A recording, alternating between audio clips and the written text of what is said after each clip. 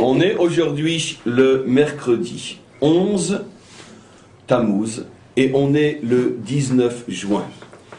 Et on commence notre cours, on continue notre cours sur le roi David. Et on est arrivé, comme d'ailleurs chaque cours, au passage le plus important. Chaque passage est le plus important de tous. Mais celui-là est véritablement le plus important de tous parce que, en allant doucement mais sûrement, avec beaucoup d'attention et de précaution, on va arriver, Bezrat Hashem, à apprendre énormément de choses. Pourquoi je dis que ce passage est très très important? Parce que on va maintenant assister, on va avoir une démonstration. N'oublions pas que, comme toujours, excusez-moi de le répéter, la Torah n'est pas l'histoire de nos ancêtres les Hébreux, mais est le modèle de l'avenir. Donc, les personnages bibliques et leur histoire sont des modèles fondamentaux qui nous permettent d'apprendre dans toutes les générations et pour l'éternité ce que le maître du monde avait comme projet en créant l'homme. C'est-à-dire, ces personnages-là, leur manière de vivre ce qu'ils traversent, sert de modèle à ce que Dieu attend véritablement d'un homme. Et donc, il est clair que dans cette épreuve qui arrive à David, qui est la plus grande de toutes, depuis des mois qu'on étudie l'histoire de David, on a vu qu'avant même sa naissance, il était déjà éprouvé. Il est né pour souffrir, il est né pour être éprouvé. Grâce au cours qu'on a donné hier sur les psaumes, on comprend que la souffrance et l'épreuve, au niveau de personnages comme ceux-là, sont plutôt stimulants que destructeurs. Mais en tous les cas, c'est un homme qui est né pour traverser des épreuves. Mais il est clair que jusqu'à cette épreuve avec Avshalom, c'était que de l'entraînement. Il ressemble à un soldat qui va faire partie, qui va commander une unité d'élite et qui va recevoir la mission de sa vie. Mais avant de recevoir la mission de sa vie, c'est des années et des années d'entraînement. Et donc un homme qui est constamment éprouvé, mais constamment préparé à arriver à la véritable épreuve qui est ce qui lui tombe maintenant sur la tête, la révolte de son fils. Et donc, comme on l'a expliqué, la véritable épreuve de David. Donc, la manière dont il va réagir est pour nous un océan d'enseignement. Il va donc falloir faire très attention au comportement de David dans cette épreuve, à ses réactions, à ses moindres mots, à ses moindres faits et gestes. Parce que de toute l'attitude de David dans cette épreuve, nous allons apprendre, nous, comment nous comporter dans une épreuve. Alors évidemment, le décryptage ne sera pas évident, puisque là, il s'agit d'un roi poursuivi par son fils, et la forme que prend l'épreuve ne nous concerne pas, puisque nous ne sommes pas rois et nous ne sommes pas poursuivis par notre fils. Mais évidemment, comme il s'agit d'un texte de Torah, l'histoire formelle cache un message fondamental, et au niveau du fond, le message nous concerne tous. Il va donc falloir trouver ce message. Bien sûr, ça ne va pas se faire sur un pied facilement, parce qu'on a quand même une histoire à lire, d'abord la comprendre, la décrypter, et au fur et à mesure, en déduire le message.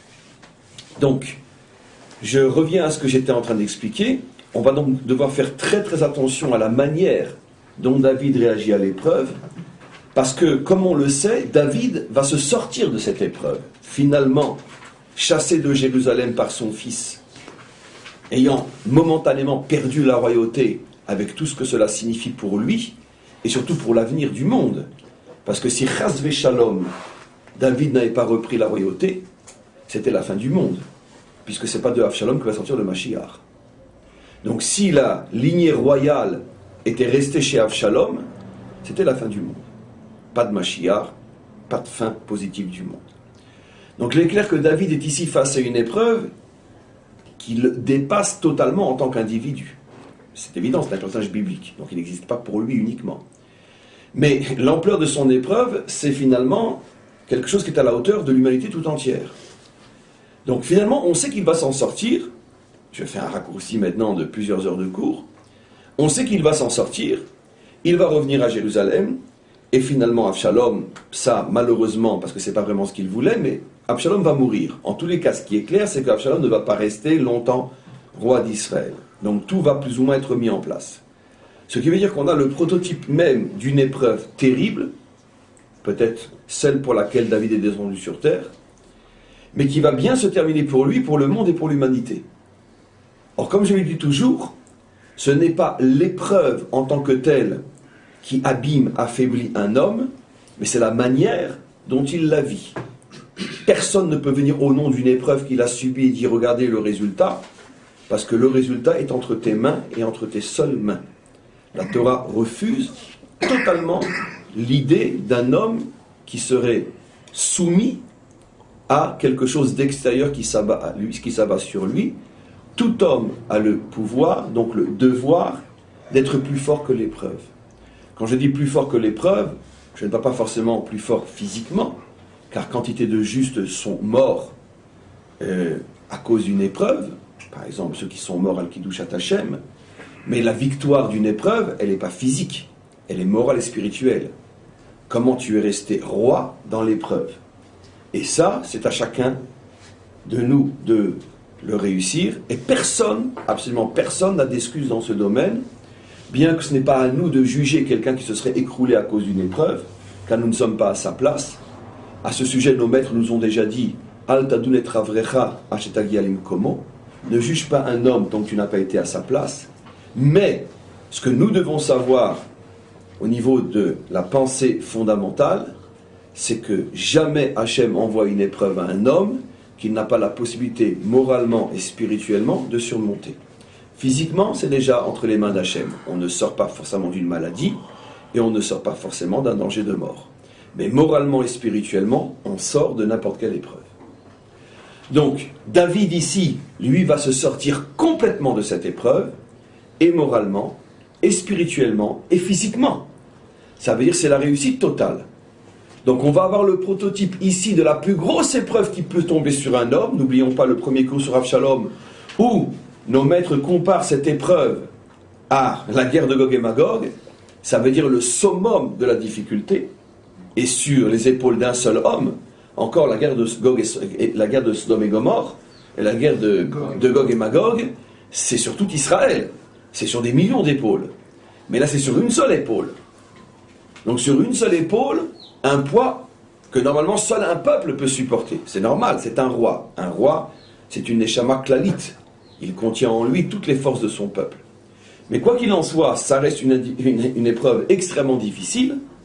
Et s'il s'en est sorti dans tous les domaines, il va donc falloir voir avec, on pourrait dire, l'attention quasi scientifique, qu'est-ce qui fait qu'il va s'en sortir? Parce que c'est évidemment pas un miracle.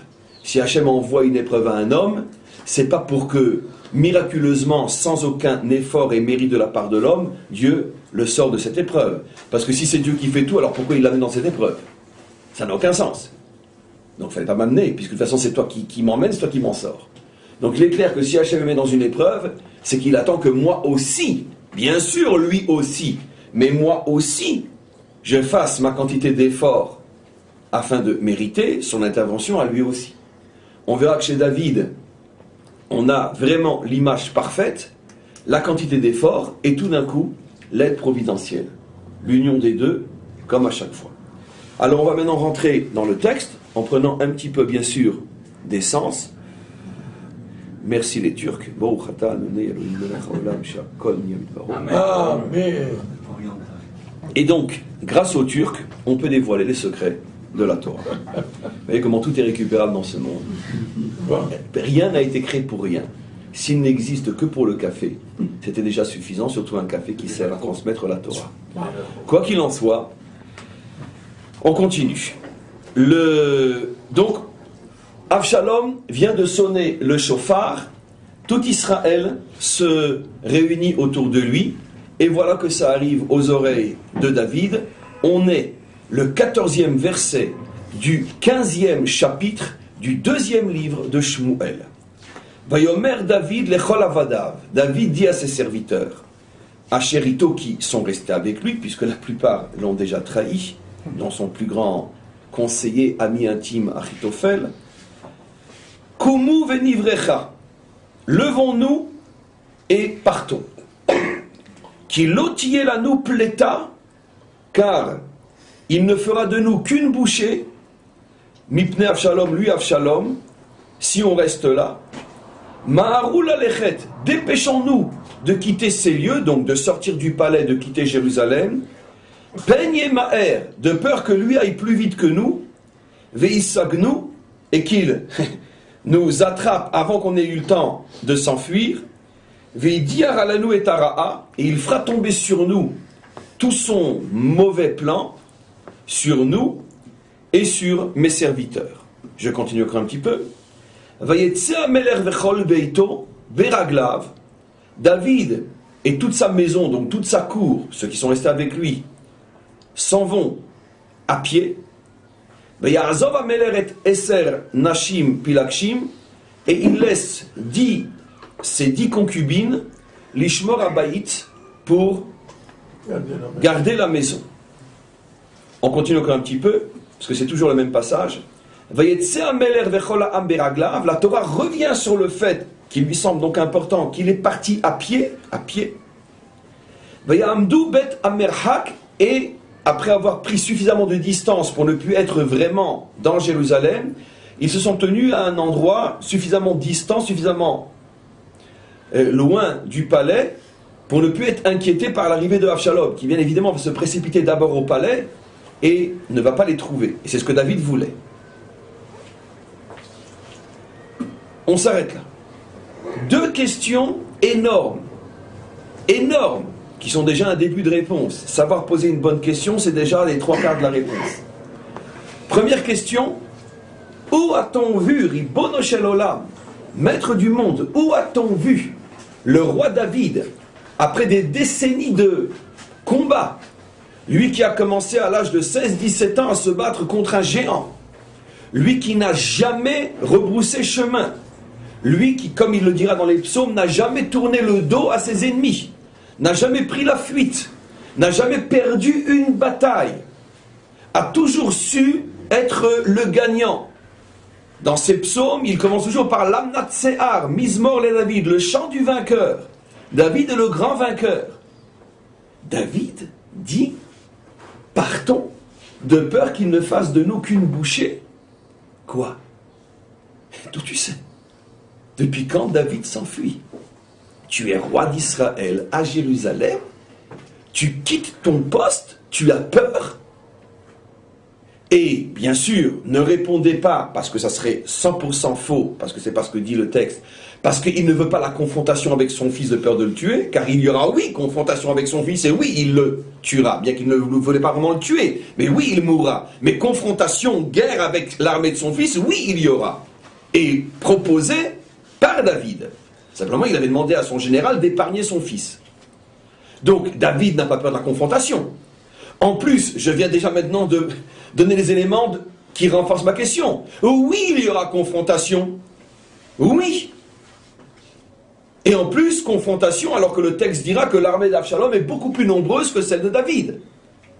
Donc ici, il y a une question incroyable.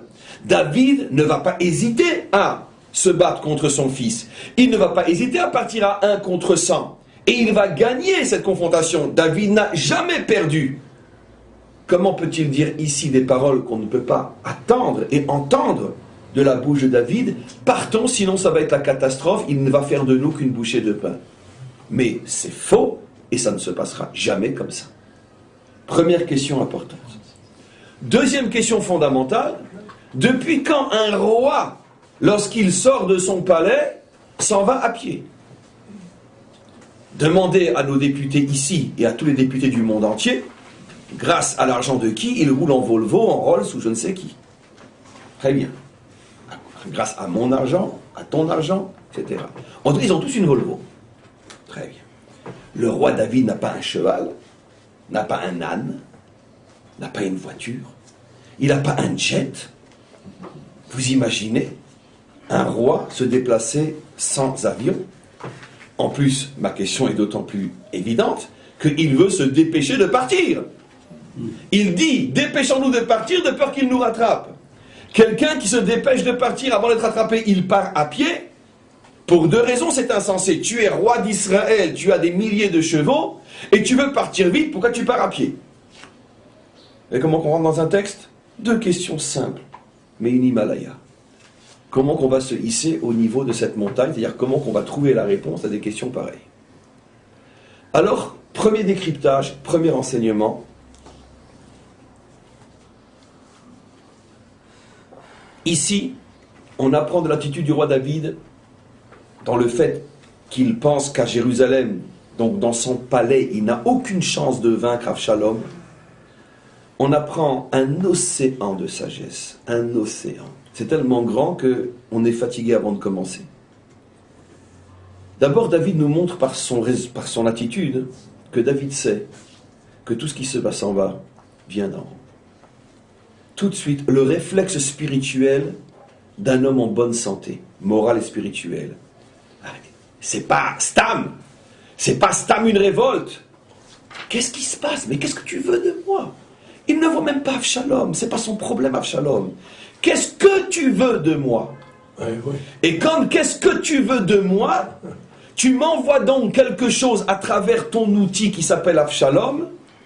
Et donc mon ennemi, pour l'instant, c'est pas Avshalom, c'est toi. Qu'est-ce que tu veux de moi? C'est toi qui remets en cause ma royauté, c'est pas lui. Donc avec lui, je peux éventuellement m'amuser, mais pas avec toi. Avec lui, je peux faire le calcul militaire très simple. Je suis le meilleur guerrier au monde, je suis le plus redoutable des combattants du Proche-Orient, je n'ai jamais perdu une bataille, je n'en ferai qu'une bouchée de pain. Avec lui, je peux le faire, mais avec toi, même si je viens avec 1000 tanks, tu me fais comme ça, et je suis fini. Ah, quelle merveille! Premier enseignement. Comment un homme doit réagir face au ciel qui lui tombe sur la tête. Je dis ciel dans les deux sens, parce qu'il comprend que c'est le ciel qui lui tombe sur la tête.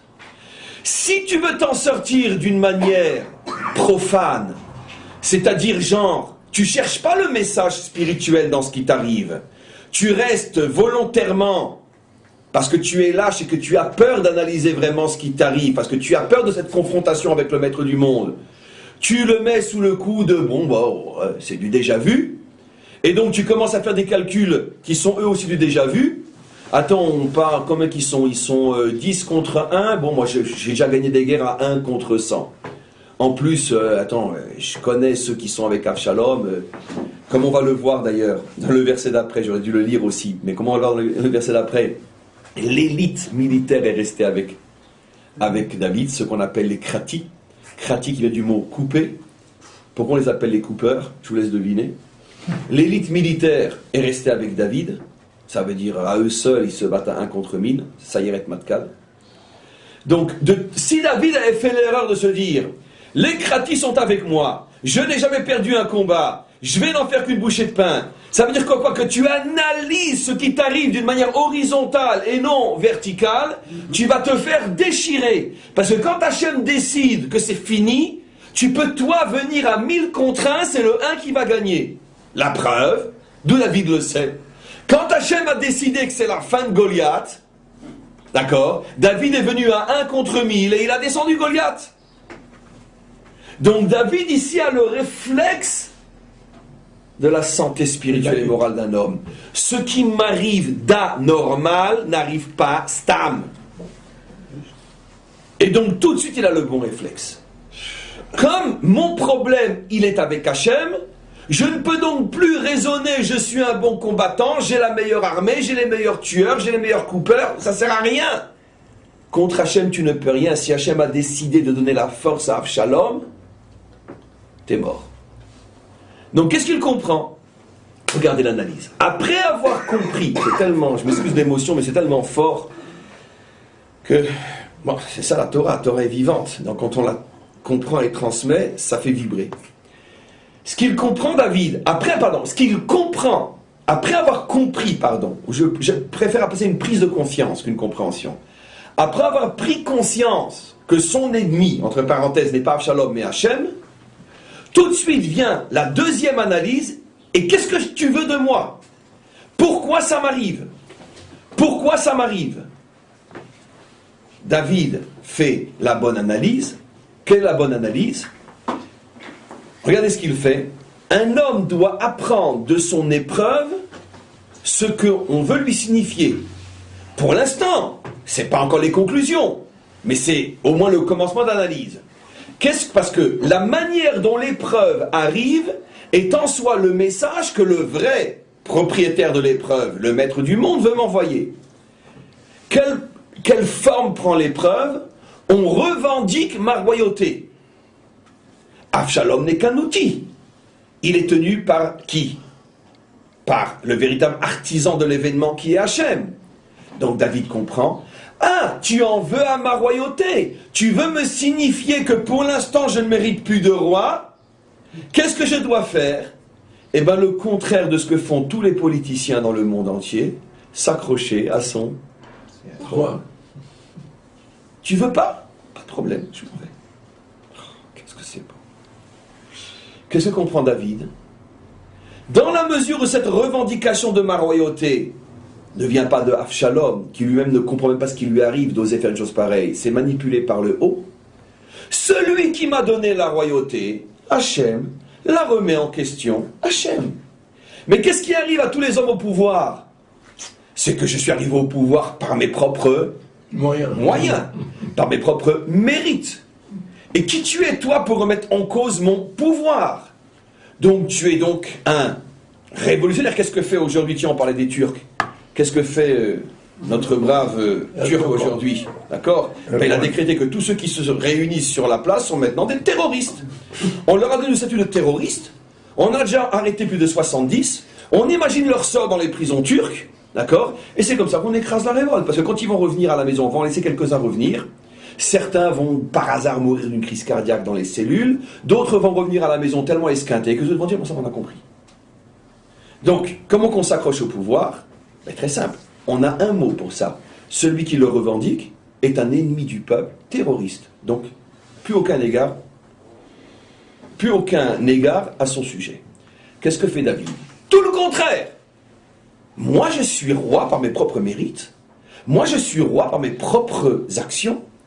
Mais non. Il va faire exactement ce qu'a dit Job. Hachem Nathan, Hachem Lakar. Celui qui a donné, c'est celui qui prend. Il ne s'accroche pas à son pouvoir. Parce qu'il prend conscience que finalement dans ce monde, rien n'est à lui. Décrypté dans le langage de notre vie à nous, qui ne sommes pas rois, la première chose qui perd un homme au moment de l'épreuve, c'est d'essayer de la comprendre à l'horizontale. Ça veut dire essayer de comprendre, profanement parlant, ce qui lui arrive. Il est mort. Après, comment qu'on l'enterre? Premièrement, il est mort. C'est quand il va devenir fou de rage, ou fou de douleur, parce qu'il veut absolument s'accrocher à la chose que l'épreuve semble vouloir lui prendre. Et quand on perd ce à quoi on tient, et qu'on était persuadé que c'était à nous, et que personne n'a le droit de nous le prendre, eh bien on devient soit très méchant, soit très désespéré, et on ne s'en remet pas. Qu'est-ce que fait David? Tu veux la royauté? Prends-la, pas de problème, pas de problème. Moi, je ne suis roi que parce que tu veux.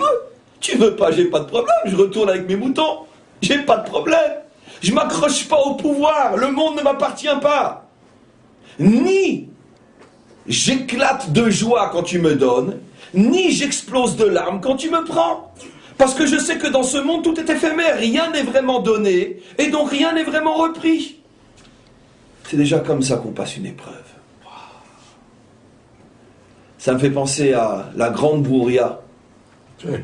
Bien sûr, la femme de Rabbi Meir, qui le jour du Shabbat, pendant que son mari est en train d'étudier, ses deux fils meurent d'une crise cardiaque. Le même jour en même temps, le jour du Shabbat. C'est Shabbat. Elle ne va pas quand même gâcher Shabbat. Qu'est-ce qu'elle fait? Elle les cache dans un endroit. Son mari revient pour l'heure du midi, pour l'heure du repas. Ma chérie, comment ça va? Vous imaginez une mère. Ah, et tant que tu viennes, ça allait refroidir. Où sont les enfants, ma chérie? Bah écoute, c'est comme toi, hein, tu peux être fier de tes fils, mon mari. Hein, bah, ils sont partis à une étude et apparemment ils tardent. Vous imaginez? Tout le repas se passe, 2 fois il demande, mais enfin il est quand même tard, ma chérie, ils ne se souviennent pas les enfants. Bah Caniré qui préfère encore plus l'étude que manger. Ah, et Rabbi Meir commence à être fier. Waouh, quels enfants j'ai. Très bien. Et puis l'après-midi passe, ils reviennent toujours pas. Et bon, ben, il s'est fait une raison. Mais elle n'a pas bougé. Après l'Avdallah, Après l'Avdala, elle dit, oh mon mari, j'ai une histoire à te raconter, je voulais pas te tracasser pendant Shabbat, parce que c'est une histoire de loi, des problèmes d'argent, je voulais pas te tracasser. Tu sais, quelqu'un est venu taper à la porte pendant Shabbat, un petit peu en colère, et voilà, son voisin lui avait confié 2 beaux ustensiles en or, et pendant Shabbat, il est venu les réclamer parce qu'il en avait besoin. Et il est venu me crier au scandale. Vous vous rendez compte, ces 2 ustensiles en or qui étaient chez moi, il est venu les réclamer, et que ça, c'est pas normal. Et David lui dit, mais qu'est-ce que tu lui as répondu? T'as pas... Mais Rabbi lui dit, mais qu'est-ce que tu as répondu? Mais t'as pas besoin de moi pour ça. Il fallait lui dire, mais pourquoi tu te mets en colère? Mais c'est sur ses ustensiles à lui, c'est pas tes ustensiles à toi. Évidemment qu'il a le droit de venir les reprendre quand il veut. Il n'y a pas de question.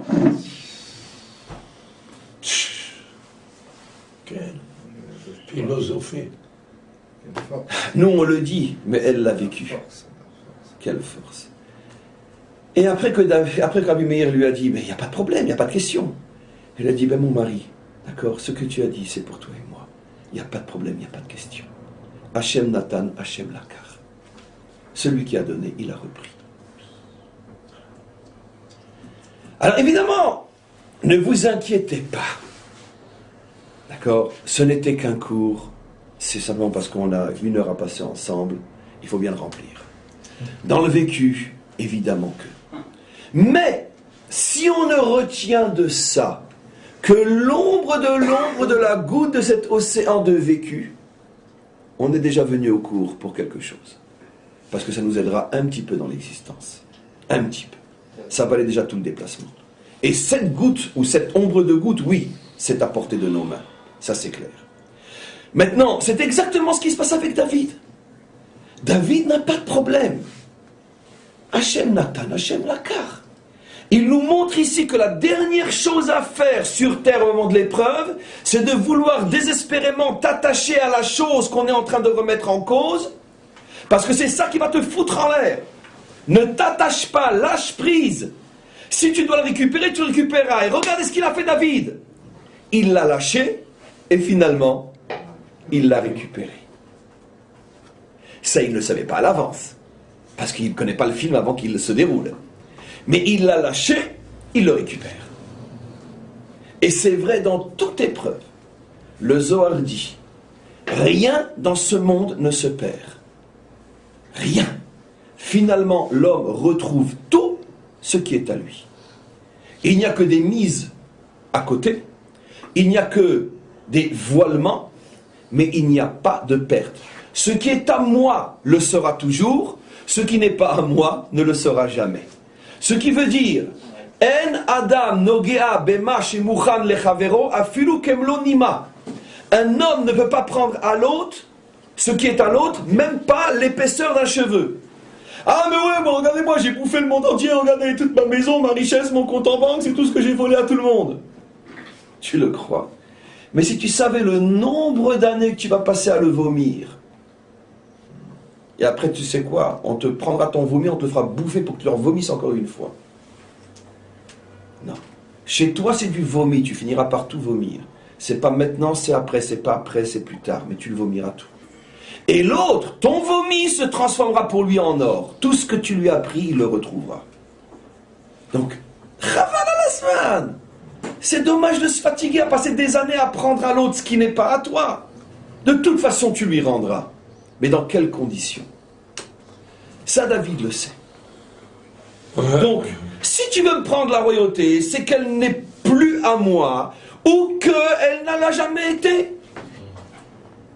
Regardez jusqu'où ça va cet enseignement. David a la chance par rapport à nous, que lui, il l'a déjà vécu. Le problème, c'est que ce n'est pas vraiment une chance, c'est un mérite. Parce que comme lui voulait comprendre Hachem, Hachem lui a donné l'occasion de le comprendre. Mais vous savez où il l'a vécu? Vous savez qu'il est dit dans la Torah que Shmuel, le prophète, est mort vieux. Or, nous savons dans notre tradition qu'il est mort à l'âge de 52 ans. 52 ans, c'est pas vieux, même à l'époque. Même David qui est mort usé, fatigué, ruiné par toutes ces épreuves, physiquement je parle, pas moralement, tout le contraire tout à l'heure, il est quand même mort à 70 ans. 52 ans, c'est jeune, pour toutes les époques. Très bien. Il est mort à 52 ans, mais il est marqué qu'il est mort vieux. Alors, le commentaire nous dit, alors pourquoi il est mort à 52 ans si on dit qu'il est mort vieux? Alors, l'une des réponses, c'est qu'on dit qu'il est mort vieux, en ce sens que quoi? Que même qu'il est mort à 52 ans, il avait accompli tout ce qu'il devait accomplir, comme s'il avait vécu jusqu'à l'âge où il est normal de mourir. De là, entre autres, on apprend qu'un juste ne meurt jamais trop tôt. Un juste meurt quand il faut mourir, c'est-à-dire qu'il a lui terminé ce qu'il devait faire. Le Hari Akadosh est mort à 38 ans, c'est pas un chaval pour le monde, c'est qu'en 38 ans il a fait ce que d'autres ne font pas en 5000 ans. 38 ans pour lui, c'était 120 ans. Très bien. Quand il s'agit d'injuste, bien sûr, on ne peut pas dire que c'est une punition ou quoi que ce soit. Donc, il est mort vieux. Tout homme qui accomplit ce qu'il devait accomplir meurt vieux. Vieux dans le sens de la mission qu'il devait accomplir. Maintenant, quoi qu'il en soit, il est mort à 52 ans. Nos maîtres se posent malgré tout la question, et pourquoi malgré tout 52 ans? Qu'est-ce qui s'est passé? Après tout, qu'est-ce qui aurait empêché Hachem de le laisser faire sa mission en 70 ans? Donc, comme c'est malgré tout quelque chose qui n'est pas normal, il y a forcément une raison. Même si on dit qu'il a accompli sa mission, il y a forcément une raison. Puisque la normalité est qu'un homme accomplit sa mission au moins en 70 ans, d'où on le sait le verset. Yemesh notenu shivim shana. Le standard, c'est au moins 70 ans. C'est pour ça qu'après 70 ans, tous les ans, à l'anniversaire, on fait un repas de remerciement spécial. Parce que c'est une année de cadeaux, après 70 ans. Donc pourquoi 52 ans pour lui? Nos maîtres disent pourquoi.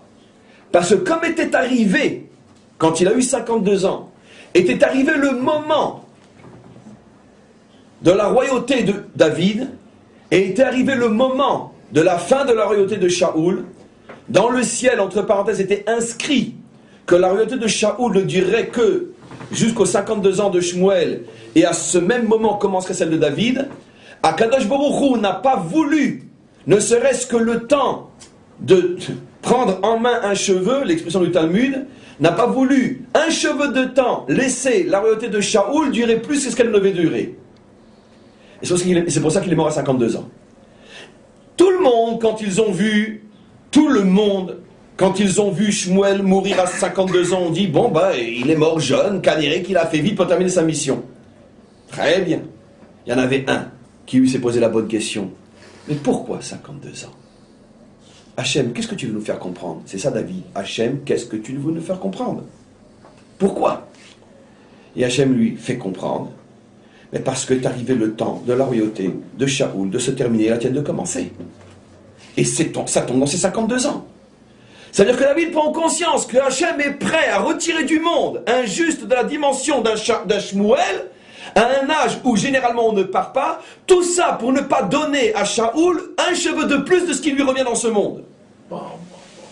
Wow, David a pris une leçon ici. Même un cheveu tu ne prendras pas s'il ne t'appartient pas. Et tous les cheveux que tu prends qui ne t'appartiennent pas, d'accord, j'aimerais pas être à ta place le jour où il faudra les rendre. Donc, David a appris ces choses-là. Donc, Hachem Natan, Hachem Lakar. Tu veux ma royauté? Reprends-la. Je résume en une phrase. 2 enseignements qu'on apprend de David. Premier enseignement, quand il t'arrive quelque chose, tout de suite, ne regarde pas celui ou l'événement horizontal, regarde sa cause verticale. Deuxième chose, analyse pourquoi, en regardant dans quel sujet se trouve l'épreuve, et ne t'accroche pas à ce que pour l'instant l'épreuve veut fragiliser. Lâche. Attention, j'ouvre une parenthèse, parce que j'imagine la déformation ou la falsification possible de ce que je dis. Alors ça veut dire, Rav, que si par exemple quelqu'un est malade, alors donc il ne s'accroche pas à la vie, il ne fait pas de télim, il laisse tomber. Si Hachem veut me donner, il me donne, il veut me prendre, il me prend. Hachem Natan, Hachem là. Si un homme se balade tout d'un coup, un lion surgit, il se trouve en face du lion, pas de problème, il continue. Pourquoi? Parce que tu veux que je sois mangé, je suis mangé, voilà, très bien. C'est pas une question si bête que ça, parce que finalement on voit que David a lâché. Pourquoi? Alors le malade aussi va lâcher.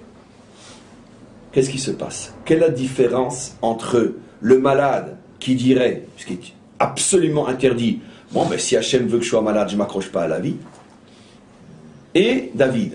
Mais la différence est absolument évidente, évidente. C'est honteux de poser une question pareille. Hachem remet apparemment la royauté du roi David en question. Tu veux ma royauté? Prends-la. Mais quand tu es malade, tu n'as pas la preuve que Hachem en veut à ta vie. Donc si tu ne te soignes pas, tu vas mourir. Or, être malade, ça ne signifie pas qu'on va mourir. Peut-être que Hachem peut te donner l'épreuve de la maladie et l'épreuve de la lutte pour s'en sortir. Donc si tu décides de te laisser aller, si tu baisses les bras, tu amènes l'épreuve dans un domaine qui n'était pas du tout prévu au départ. La réponse est simple, celle d'un enfant, tellement elle est simple. Tu dois rester dans le cadre de l'épreuve. À dire, Hachem a amené cette chose sur toi, et maintenant tu vas te battre avec dignité pour t'en sortir. Parce que jusqu'à présent, tu n'as pas de preuve plus que celle que tu es malade. Mais que tu dois mourir? Non. Qui te dit que Dieu veut que tu meurs? Donc si tu baisses les bras, tu es un assassin. De même, tu es devant un lion, tu n'as pas de preuve qu'Hachem veut que tu sois mangé. Il veut, bon je le dis de manière, excusez-moi, trop simple, on n'a pas parlé comme ça, mais il veut te mettre devant l'épreuve de la réaction face à la peur et voir comment tu vas t'en sortir. Donc si tu peux t'en sortir et que tu ne t'en sors pas, tu commets un crime. Il n'a jamais dit qu'il voulait te tuer, il a voulu t'éprouver dans une situation de peur. Et ainsi de suite. Donc David ici ne baisse pas les bras devant la vie. En plus, après il va se battre. Il baisse les bras devant sa situation de roi à Jérusalem aujourd'hui. C'est ça que tu veux me prendre? Prends-le. Je te le redonne. Donc vous avez compris qu'il n'y a aucune possibilité de mal interpréter ce que je dis. C'est uniquement dans le domaine de l'épreuve bien cernée que la réaction doit être: tu veux prendre, prends. Pour l'instant, parce qu'après je vais récupérer d'une autre manière. Par mes mérites.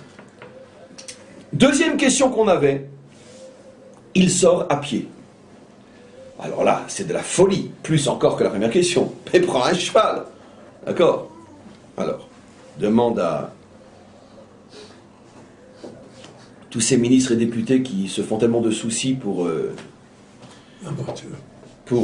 la parnassa de chacun d'entre nous, qu'ils vendent leur Volvo pour aider une femme qui n'a pas de quoi manger à nourrir ses enfants. Demande-leur, d'accord? Ces voleurs à col blanc. Alors, ils sont tous les mêmes dans tous les pays de toute façon. C'est tous des voleurs. Ils volent, spolient, affament les populations pour qu'eux puissent se payer tout ce qui se paye. Mais c'est pas grave. Un jour viendra où ils vont tout rendre. Quoi qu'il en soit, on continue. Oui, je parlais des nôtres aussi. Les nôtres ne sont pas meilleurs que partout ailleurs. Donc on continue. Maintenant, pourquoi il sort à pied? Il n'a pas un cheval? Troisième enseignement. Quand Hachem te signifie quelque chose, d'accord, alors vis-le jusqu'au bout.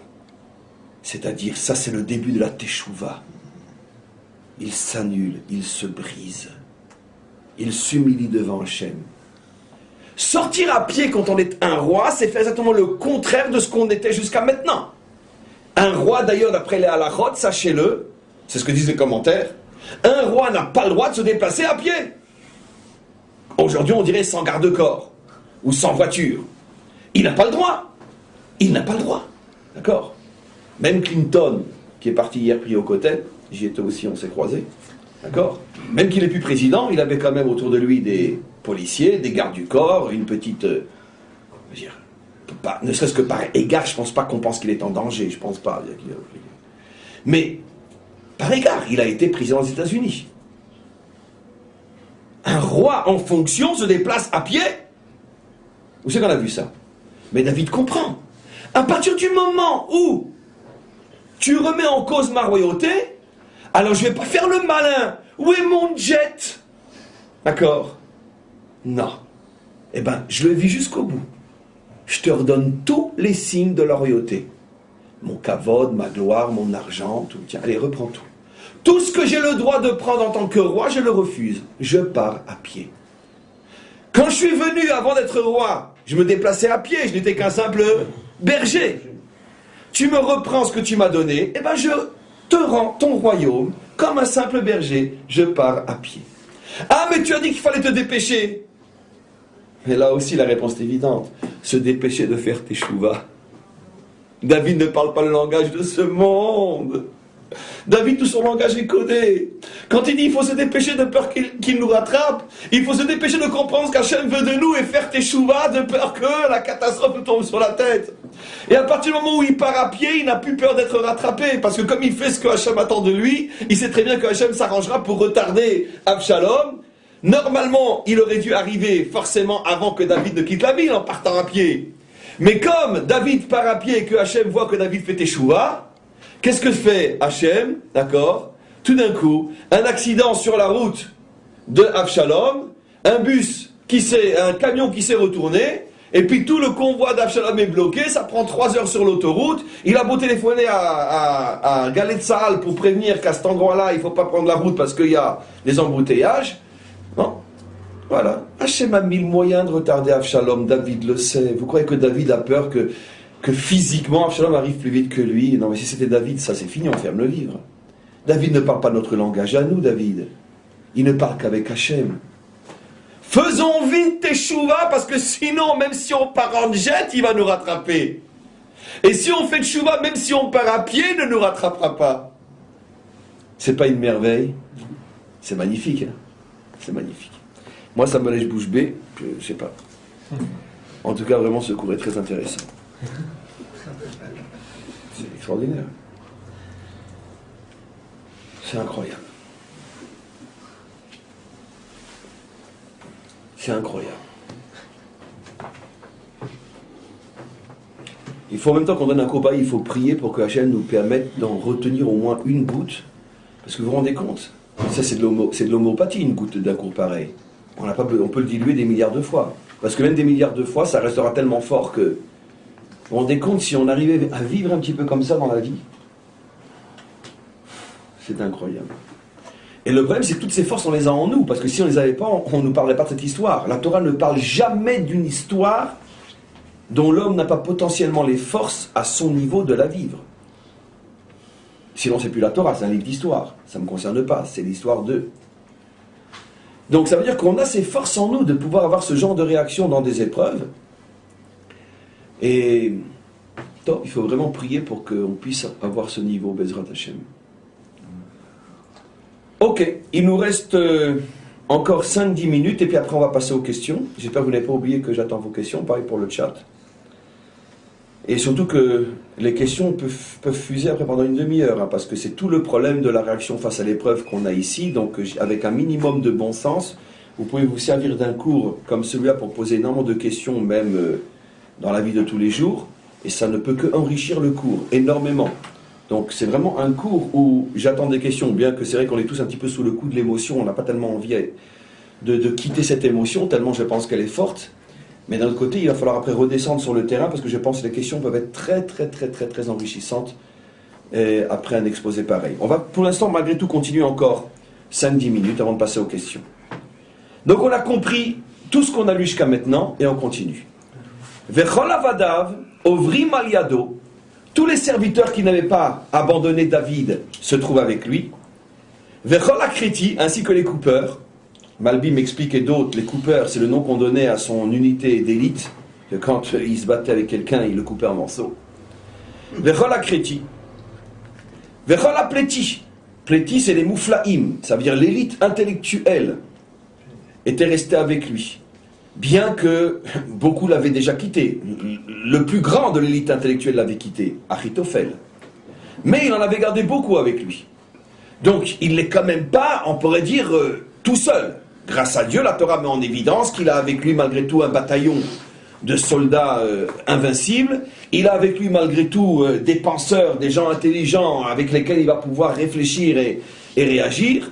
Donc il n'est pas tout seul malgré tout. Avshalom n'est pas arrivé à amener avec lui tout le gros de l'armée. Là aussi c'est fabuleux ce que je vais vous expliquer. Vechol ha-Gittim, et l'on rejoint la famille des Gittim, des gens venus de Gath. Gath est une ville philistine. Shesh Meot Ish, une famille peuplée de 600 personnes. À cette époque-là, les familles, c'est des patriarcats, c'est des dynasties. Le grand-père, le père, chacun marié avec plusieurs femmes, les enfants, les petits-enfants. Ils étaient 600 personnes. Asher Baou Beraglo, qui sont venus à pied eux aussi. Mi-Gath, de la ville de Gath, qui a toujours été une ville philistine, donc des non-juifs, comme disent les commentaires. Ovrim al Pnei Ameler, qui ont rejoint le roi. Sur ce rejoignement de ces 600 non-juifs qui vont accompagner David dans sa fuite et qui vont après toujours rester à ses côtés, ses plus fidèles serviteurs, tout en restant non-juifs, j'ai à parler pendant des heures là-dessus et ça, je ne veux pas le massacrer et ça sera le prochain cours. Mais pour l'instant, je mets en évidence que c'est absolument incroyable et je vais l'expliquer à un premier niveau. La Torah nous fait remarquer dans ce verset, ce sera la fin du cours, que finalement sont restés avec lui deux extrêmes. Parmi les plus grands, c'est normal qu'on en trouve encore, ses meilleurs soldats, ses meilleurs penseurs sont restés avec lui malgré tout. Et le rejoignent aussi des hommes à l'extrême opposé, même pas des juifs, des non-juifs. En plus venant d'un peuple toujours célèbrement, tristement célèbrement ennemi, les Philistins. David est arrivé à se faire 600 Philistins tellement amis de lui qu'ils sont prêts à se tenir à ses côtés et donc risquer leur vie s'ils sont rattrapés par Avshalom. D'accord? Risquer leur vie, ça veut dire quitter leur peuple, se mettre en danger pour, si encore ils misaient sur le bon roi, ils misent apparemment sur le mauvais, sur celui qui est en danger, et eux avec. Donc comment c'est possible? Qu'est-ce qui se passe? Alors l'essentiel sur ces goïms-là, je ne vais pas le dire aujourd'hui, parce que c'est immense, et on le gardera pour la semaine prochaine, mais malgré tout, il y a un lien avec l'ensemble du verset. Qu'est-ce que la Torah veut nous faire comprendre ici? Un principe fondamental, tellement simple qu'un enfant pourrait le dire. Mais le problème, c'est que les vérités d'enfant, dans les épreuves, on a tendance à les oublier, malgré qu'elles sont enfantines. Et j'explique. La Torah veut nous faire comprendre ici qu'il n'y a pas d'épreuve dans la vie où tout est noir. Il reste toujours, même au moment de l'obscurité, de nombreux points de lumière. Le problème, c'est que l'homme a tendance à ne voir que le tout noir. Et c'est ce qui l'affaiblit et il sombre complètement. C'est vrai, David est un trou noir. La majorité de son peuple l'a abandonné, son fils le trahit, et son plus grand conseiller, qui est aussi l'homme le plus brillant du pays, le trahit. C'est évident que c'est un immense trou noir. Mais dans cet immense trou noir, il n'y a pas quelques points de lumière qui vont te permettre de ne pas tout voir en noir et donc de ne pas t'écrouler. Tu as quand même encore les chrétiens avec toi, tu as les plétiers avec toi. Et en plus, même tes ennemis, regarde comme ils t'aiment et se joignent à toi. Tes ennemis au départ. Donc c'est pas tout noir. Et comme c'est un verset, c'est donc éternel. Il n'y a pas un homme qui se trouve dans une situation de tout noir. Et si tu vois tout noir, tu en es le seul et unique responsable. Dans chaque situation dans laquelle tu te trouves, Hachem te laisse un créti, un pléti, et plus encore. Seulement, comme tu ne veux pas le voir parce que l'homme a tendance à se laisser aller, c'est beaucoup plus confortable de chialer que de se prendre en main. C'est un proverbe chassidique très connu qui dit que 1000 soupirs ne pourront pas aider l'homme autant qu'une seule bonne petite action. À quoi ça sert de soupirer? Agis, mince! Agis. Mais pour pouvoir agir, il faut être capable de voir les points de lumière qui me donnent l'optimisme dans cette action. Parce que c'est vrai que si tout est 100% noir, c'est difficile d'agir. Mais le problème, c'est que ce n'est jamais 100% noir. Et c'est ce que la Torah veut nous dire ici. D'où David a tiré ses forces qui vont faire que finalement, comme on le verra plus tard, la situation va se retourner à son avantage et il va revenir à Jérusalem. C'est parce que même au moment de sa fuite, il a été capable de s'arrêter, de comptabiliser ce qui lui reste. Et quand il a vu que le chrétien avait été avec lui, le pléti, et même des goïms se joignaient à lui, il a dit, mais alors maître du monde, je ne suis pas seul alors, je ne suis pas abandonné, c'est vrai que je suis dans un sacré pétrin, mais je ne suis pas tout seul, même mes ennemis même, donc je ne suis pas si méprisable que ça. Donc ça va me donner la force de continuer. Donc l'enseignement est énorme, on est loin d'avoir encore vu tout ce qu'il y a encore à voir. Le prochain cours, on refera un résumé de tout ce qui a été dit aujourd'hui pour pouvoir bien sûr continuer, et maintenant, la parole est aux questions. Alors, est-ce qu'il y en a ? Une question de Sophie Rachel. Une question de Sophie Rachel. Pourquoi David, sur le chat, bien sûr. Pourquoi David n'a pas emmené ses femmes dans sa fuite? C'est une question de femme, ça. Il n'est pas dit qu'il n'a pas emmené ses femmes, il a dit qu'il a laissé ses concubines. Il y a une différence. Alors évidemment, là, c'est pas qu'on marche sur des œufs, on va se faire cuire un œuf et une omelette. Parce que là, on va parler de notions qui sont tellement aberrantes aujourd'hui que c'est évident que c'est très difficile de se remettre dans la peau des personnages dans ce contexte-là. Mais dans le contexte biblique, un homme a le droit d'avoir plusieurs femmes, dont certaines, ce qu'on appelle des concubines. J'explique. Une concubine n'est pas une maîtresse. Qu'à Dieu ne plaise, que Dieu nous préserve. C'est pas une femme en plus de la femme mariée. C'est une femme à part entière, à dire qui n'est qu'à cet homme et cet homme qu'avec cette femme. D'accord ? Elle vit selon le statut de l'épouse, mais pas avec tous les privilèges de l'épouse. Les privilèges qui, au regard du droit juif, sont énormes au niveau d'une épouse. La Torah est en avance encore de millénaires au niveau de la législation et des devoirs et des droits d'une femme par rapport à son mari, des droits d'argent, des droits de respect et quantité, etc., qu'aujourd'hui encore le monde occidental n'a pas atteint. Mais ce n'est pas le sujet, je ne peux pas expliquer. Vous savez, juste pour vous donner une idée, quand on se marie, par exemple, il y a des biens et on fait des contrats pour savoir, truc, machin, etc. Au niveau du droit juif, d'accord, le mari décède, la femme reste dans les possessions et la propriété de tous les biens du mari, même s'il y a des enfants, sans qu'il y ait eu de contrat nécessaire pour cela, jusqu'à ce qu'elle se remarie. Ça, évidemment, on ne va pas la laisser partir avec les biens de la famille.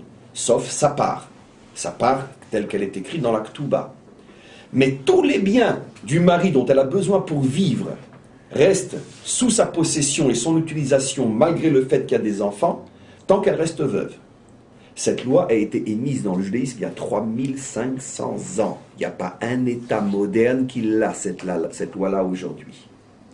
Il n'y a pas un.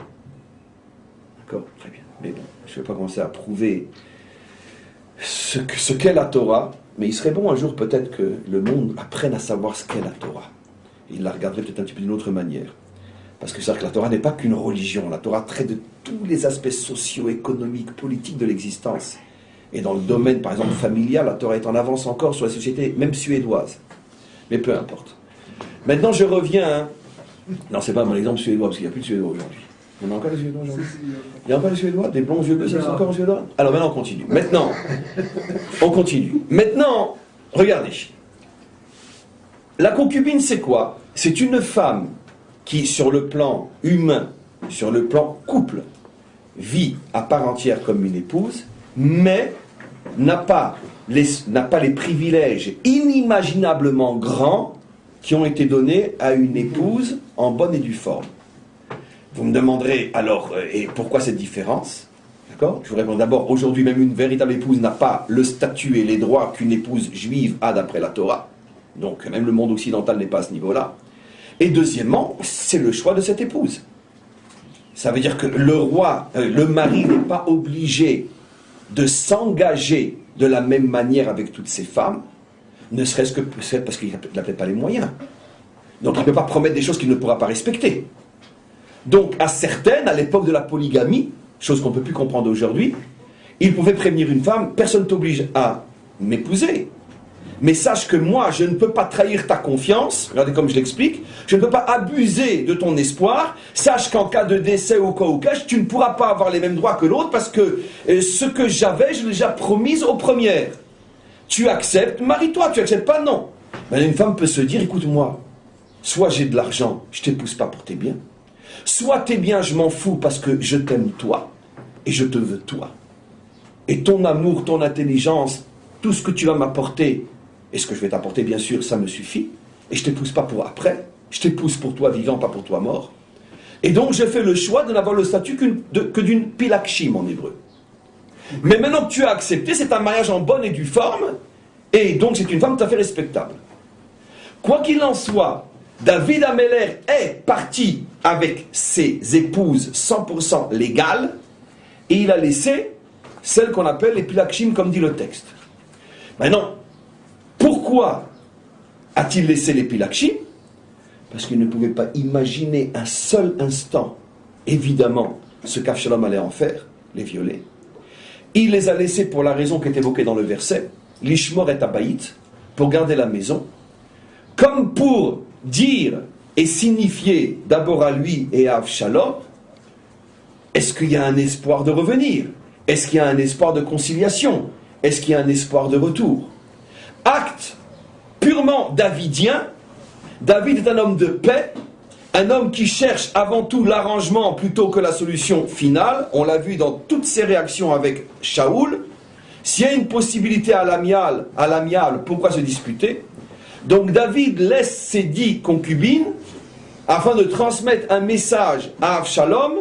Je n'ai pas perdu tout espoir de revenir à Jérusalem. Y a-t-il une possibilité qu'on se rencontre sans que ce soit sur un champ de bataille? Quelle va être la réponse? Je suis en train finalement de vous dire à l'avance un cours. Quelle va être la réponse d'Avshalom? Avshalom a bien compris quel était le message de son père. Si tu crois que je vais interpréter ton message comme tu veux me le faire comprendre, je ne veux pas que tu reviennes à Jérusalem et je te viole tes 10 femmes. L'affront suprême. Il les viole pas parce qu'il a besoin de femmes. Il les viole parce qu'il déchire le message de David. Donc il y avait tout un message derrière cette chose-là, mais pour revenir à la question, David est oui parti avec ses femmes 100% légales, il n'a laissé que celles qui avaient accepté d'être avec lui. On peut comprendre qu'une femme est prête à beaucoup pour être l'épouse du roi David, d'accord? Et donc certaines, étaient 10, ont accepté d'être l'épouse non 100% légale, parce que être l'épouse du roi David, bien que dans le cas de la polygamie comme à l'époque, ça n'a pas de prix et ça vaut tout le reste, et plus encore. Oui. Oui, j'avais moi une question par rapport à l'analyse horizontale. Un homme, je veux dire à notre niveau, un homme il s'accroche aux choses qu'il fait, il aime les choses qu'il fait, il a des désirs. Comment est-ce qu'il sait quand il doit lâcher, quand il doit se battre pour continuer ces choses-là? On est toujours un peu mal orienté par nos désirs. Comment est-ce que ça se passe en amont? Alors, je pense avoir en partie répondu à cette question. C'est la question fondamentale. C'est la question que j'ai demandé sur la maladie. C'est la question. C'est the question. Toutes les autres sont incluses dans celle-là. Concrètement, ça veut dire quoi? C'est ce que vous demandez. Je lâche pas, combien je lâche, etc. C'est pour ça que volontairement, j'ai donné l'exemple de la maladie. Si je baisse les bras en cas de maladie, j'ai lâché beaucoup plus que ce que l'épreuve me signifie. Je reprends cet exemple-là, parce que l'épreuve ne m'indique absolument pas que je dois mourir. Elle m'indique uniquement que je dois me battre pour m'en sortir. Très bien. Donc j'ai pas le droit de baisser les bras. Donc je dois m'accrocher à la vie.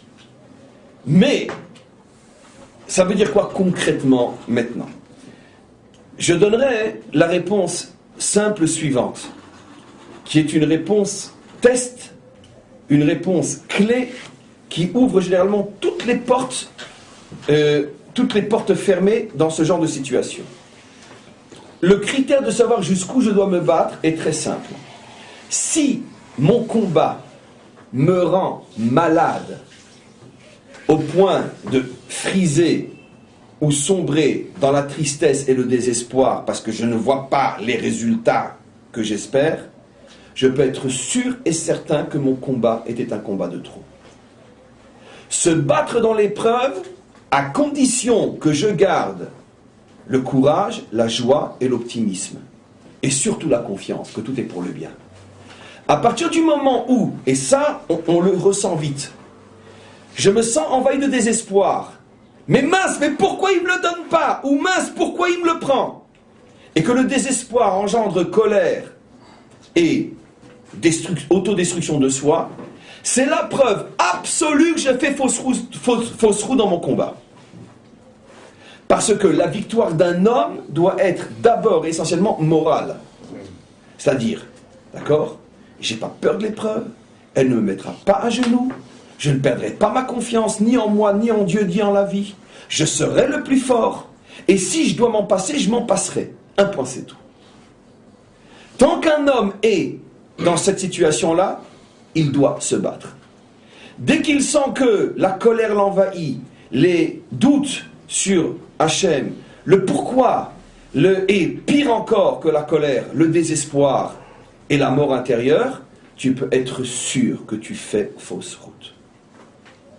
Donc, cette clé, elle est incontournable parce que très vite, on va sentir à l'intérieur de soi dans quelle situation je me trouve.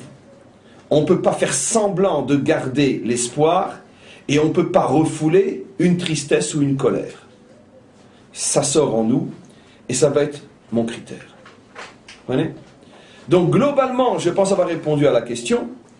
Je n'ai pas le droit de faire ou de ne pas faire des choses qui risquent d'augmenter l'épreuve et d'amener dans des domaines qui n'étaient pas prévus, comme par exemple négliger les soins dans un cas de maladie, parce que là, tu vas faire des choses que Hachem n'avait pas prévues. Négliger l'imprudence dans des situations de danger. Par exemple, tout d'un coup, il y a un problème, lo alenu en Israël, de danger, puis oh non, moi je m'en fous, moi il ne m'arrivera rien, et puis de toute façon, si ça me tombait sur la tête, ça me tombera sur la tête, d'accord ? Ça, c'est une attitude qui n'est pas juive du tout, parce que c'est de l'inconscience, c'est de la chutzpah. Hachem t'envoie une épreuve, c'est pour que tu la vives, et que tu fasses tes choubas. Donc si tu fais comme s'il ne se passait rien, donc tu passes à côté du message. Et à l'autre extrême, ça veut dire ne plus oser sortir dans la rue et cesser de vivre et vivre dans la peur de l'or. Et dès qu'on entend un chien aboyer, on croit que ça y est, un missile qui va tomber. Et ça, c'est l'autre extrême qui est aussi mauvaise que la première. Le juste milieu.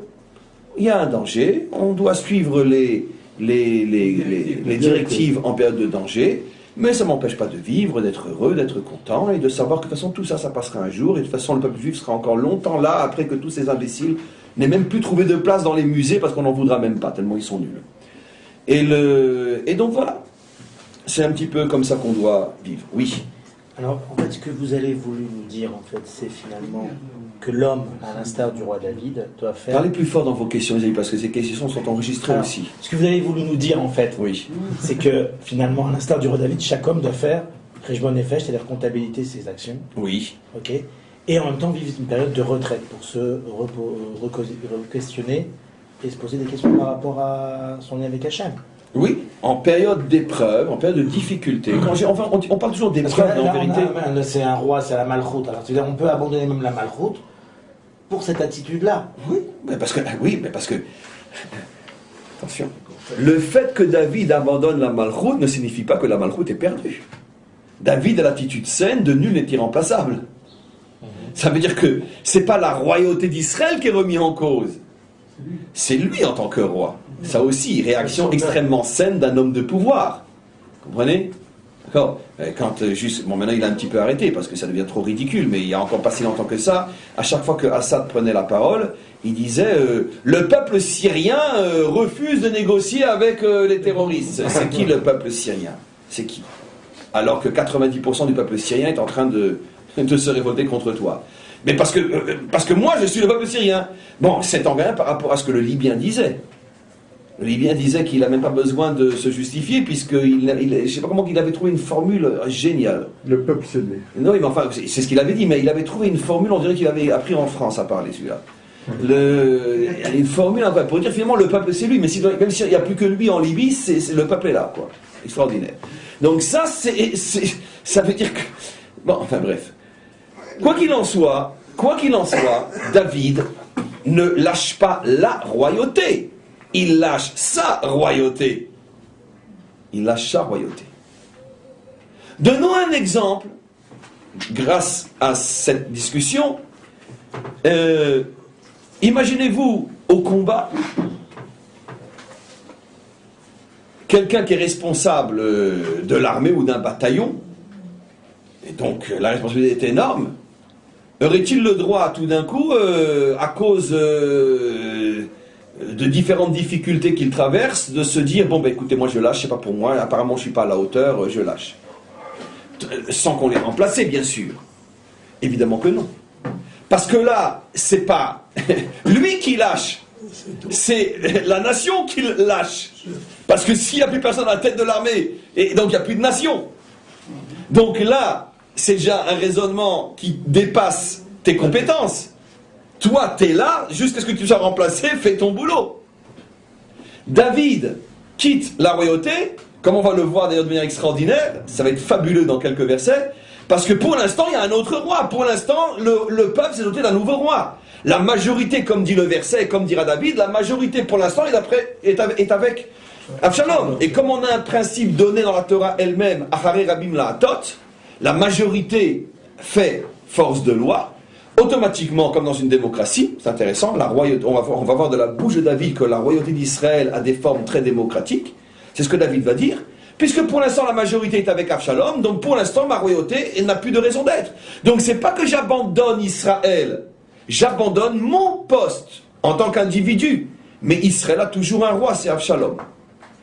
Donc, maintenant je reviens un petit peu sur ta question de manière beaucoup plus globale. Vous voyez que toutes ces nuances-là sont très importantes. C'est pour ça qu'effectivement tu as raison quand tu dis qu'au moment d'épreuves et aussi de difficultés, parce que comme j'étais en train de le dire, on parle toujours d'épreuves, mais c'est aussi des difficultés. Dans la vie, il n'y a pas que des épreuves, il y a des difficultés.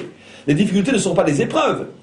Les difficultés, c'est tout ce qu'on rencontre dans l'existence, pour monter une affaire, pour construire une famille, pour réussir son couple. Toutes les difficultés qu'on traverse dans le couple ne sont pas des épreuves, ce sont des difficultés.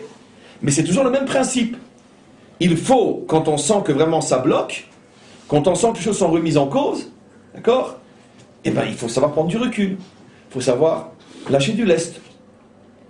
Et par exemple, il y a un conseil en matière de dispute dans le couple, un conseil tellement simple, mais tellement utile, et tellement, on pourrait dire, salutaire, dans un couple, quand on sent que la tension monte, et qu'on sent qu'on va à l'explosion, mieux vaut quitter la maison. Quitter, je ne dis pas quitter la maison, quitter, sortir, va faire un tour. Va faire un tour. Ah non, je ne veux pas qu'elle pense que... Tu fais, va faire un tour. Va faire un tour. Non, c'est pas grave.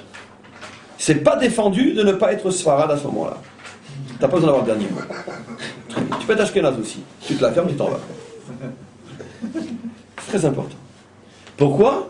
Parce que ça sert à rien la confrontation, ça va exploser. Il va y avoir un mort, ou deux morts. Ça va être un cimetière. Pourquoi ? Ça sert à quoi ? Prends l'air. En plus, c'est même physiquement utile, parce que la colère est aussi un manque d'air. Et le fait de sortir, surtout en Israël ou à Jérusalem, où l'air est tellement bénéfique, sors, va faire un tour. Quand tu reviens, tu verras que tout ira déjà beaucoup mieux. Donc ça veut dire que c'est même une attitude à avoir dans la vie de tous les jours. Lâche prise. Non mais il faut qu'elle sache, je lui dirai que... Et quand vous serez tous les deux morts, qui dira à qui ? Comprends ? Lâche prise. C'est comme le chêne et le roseau. C'est comme le chêne et le roseau. Ça, c'est un texte dans le Talmud. C'est ce que dit Rabbi Akiva. C'était peut-être un proverbe populaire, mais c'est un proverbe populaire issu du Talmud. Rabbi Akiva disait, il y a des fois dans la vie où il ne faut pas être comme un chêne, mais il faut être comme un roseau. Parce que le chêne, il est très solide, mais il trouvera toujours un vent plus fort que lui qui le déracinera. Mais le roseau, lui, fait pas le malin. Roseau, fait pas le malin. D'accord ? Donc, personne ne peut le déraciner. Maintenant, il y a des fois dans la vie, il faut savoir être comme un chêne. D'accord ? Ça veut dire que si quelqu'un vient et il me dit « renonce à ta foi, je serai comme un chêne », déracine-moi, je m'en fous, parce que de toute façon, tu ne me déracines que dans l'instant présent, mais pas dans l'éternité. Il y a des moments, quand on en fait soit quelqu'un qui en vaut plus la peine, d'accord ? Ta femme, tes enfants, ceux avec lesquels il est important de vivre et d'avoir une relation, sois comme un roseau, sois pas comme un chêne. Non, mais j'aurai le dernier mot, je lui montrerai moi et à sa mère, tu verras que... Laisse sa mère, laisse-la. Sois pas comme un chêne, parce que si tu veux être comme un chêne, vous allez vous déchaîner. Donc, sois roseau.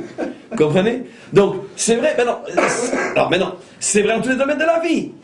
Maintenant, je prends l'exemple de l'homme et de la femme, parce que c'est très courant, et je vous ai donné, on s'est donné une etza, un conseil, qui n'est jamais trop tard à expérimenter. La tension monte dans la maison, sort. Maintenant, si c'est elle qui sort, très bien. Maintenant, ce qui serait bien, c'est que les deux sortent. Et chacun part dans un sens contraire, et puis après vous retrouvez au même endroit. Et on se serre très fort, on s'embrasse, c'est fini. Allez, on était idiots, excuse-moi ma chérie, c'est bien. Très bien, ok. Donc, ça c'est encore le mieux quand les deux sortent. Maintenant, surtout, on reste pas ensemble. Maintenant, par rapport à Hachem, c'est la même chose. Par rapport à Hachem, quand tu vois qu'il ne te lâche pas, il faut bien qu'il y en ait un des deux qui lâche. Lâche. Prends du recul, réfléchis. Fais-toi l'idée que tu vas peut-être perdre cette chose-là. Et que de toute façon, si cette chose-là est vraiment à toi et que Hachem veut simplement t'en priver pour le temps de ta teshuva, Alors fais tes chouvas et ne t'inquiète pas, ce qui est à toi de toute façon te reviendra. Comme je dis toujours, il y a des gens comme ça, par exemple, ça peut concerner certains, mais c'est un conseil tellement difficile à mettre en pratique, mais tellement utile. Des fois, certains d'entre nous ont un métier qui font qu'on n'est pas forcément occupé tous les jours. On n'est pas on va dire, derrière un bureau, ou derrière qu'on appelle ça un fonctionnaire, etc., ou le temps de travail, etc. On travaille dans les affaires, on travaille dans des ventes, des choses comme ça, et ça ne marche que quand ça marche. Des fois, des journées entières ou des heures entières, et j'ai pas de travail, pas de client, rien qui se fait. Qu'est-ce que je fais? Je me morfonds. Alors, j'ai pas de client, pas de client, pas de client. Laisse tomber, va étudier. Ferme ton bureau, va étudier. Au lieu de rester 3 heures dans ton bureau à attendre le client, ferme, va étudier. Ces 3 heures d'études, ça va t'amener 10 clients. Je te le signe. Pourquoi? Parce que tu as réagi comme il fallait réagir. Hachem veut te montrer que la parnasse est entre ses mains, lui, pas entre tes mains, toi. Alors fais pas le malin. Laisse, très bien, Hachem. Tu veux pas de problème. Quel est mon rôle en tant que juif? Étudier ou nourrir ma femme et mes enfants. Pour l'instant, tu ne me laisses pas nourrir ma femme et mes enfants, mais au moins, alors laisse-moi étudier. Ça, tu m'empêcheras pas. Je vais étudier. Qu'est-ce qui va se passer à ce moment-là? C'est que si j'oublie de fermer mon portable, précisément à ce moment-là, je vais avoir 100 appels. Parce que le Satan, il veut une seule chose, surtout que j'étudie pas. Donc, soit il veut que je sois au travail, en train de me morfondre et attendre des clients, alors il est content, ni tu vends, ni tu étudies. Mais s'il voit que tu fais le bon choix, tu vas étudier, qu'est-ce qu'il va dire? Eh, reviens toi, j'ai 100 clients pour toi, je préfère encore que tu vendes plutôt que tu étudies la Torah. Donc, conseil, vous partez étudier, fermez le portable.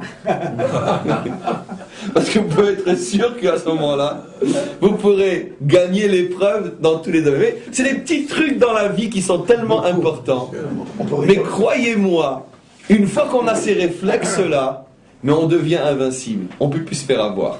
Non, on peut dire que le ressourcement, l'étude permet aussi après d'appréhender mieux les ventes et les... Non, mais bien sûr. Surtout, ça donne une force dans la vie. Et combien de fois je vous ai déjà dit, et je ne le redirai jamais assez, quand on vous demande, pour ceux qui travaillent, à quelle heure vous commencez votre travail, ne dites jamais que vous commencez votre travail à 10h quand vous sortez du cours. Vous le commencez à 8h30 tous les matins. Parce que le moment d'étude fait partie intégrante de sa réussite professionnelle. Je pense, enfin, vous l'avez compris, évident, puisque vous l'êtes tous les matins. Mais ça, c'est l'ABC du juif. Le moment d'étude est le commencement de ma vie professionnelle. Puisque pour réussir, il faut aussi avoir des forces morales, spirituelles, il faut être bien dans sa peau, il faut se sentir fort. Ça, c'est pas mon travail qui va me le donner. Au contraire, mon travail, il m'use. Il me ruine la santé, mon travail. Donc, les forces pour le réussir, d'où je les prends? Mais dans mon temps d'étude. C'est évident. Oui, une question. Question de Florian, qui habite à Arles, en France. Arles, tiens, la Camargue, c'est ça? Ouais. Très Le bien. soutien qu'a David dans les épreuves, à savoir une partie de son élite et des goïms, ne sont-ils pas une préfiguration des soutiens initiaux que recevra le Mashiach? Mais bien sûr que c'est ce que je réserve pour le prochain cours. C'est fabuleux, c'est à en pleurer. La venue de ces 600 non-juifs au moment où David est en train, au moment où la royauté de David est en train d'être mise en cause, est une préfiguration à ce qui commence déjà à se passer aujourd'hui. J'ai encore pas pu faire que hier, avant-hier, donner un cours pour les Bnei Noach. C'est la préfiguration des temps messianiques où les nations viendront renforcer la véritable royauté d'Israël. Mais évidemment, c'est de la folie, c'est à en pleurer. Ce cours que je vous réserve va être une véritable bombe. Le Makor, la source, elle est dans la Torah, dans cette histoire. Où au moment où David se sent affaibli, c'est précisément les nations qui viennent le renforcer.